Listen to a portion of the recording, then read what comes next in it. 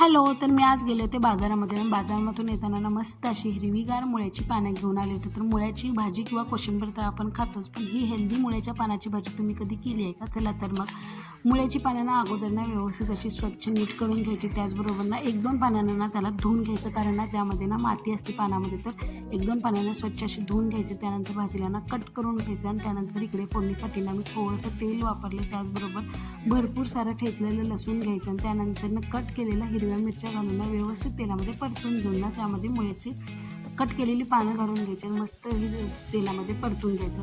भाजी तर दिसताना भरपूर दिसते, पण शिजून ना एवढीशीच भाजी तयार होते, तुम्ही तर बघू शकता. त्यानंतर भाजीमध्ये मीठ घालून ना व्यवस्थित भाजी एकजीव करून ना 1-2 वाफ काढून ना भाजीला छान शिजवून घ्यायचं. त्यानंतर ह्यामध्ये आपल्याला वापरायचं आहे मोठंसर वाटलेलं कूट. मोठ्या कुटाने ना एकदम छान टेस्ट येते आणि मस्त अशी भाजी बनवून तयार होते. तुम्हाला देखील नक्की आवडेल, तुम्ही देखील नक्कीच बनवून खा. मला फॉलो करा. बाय.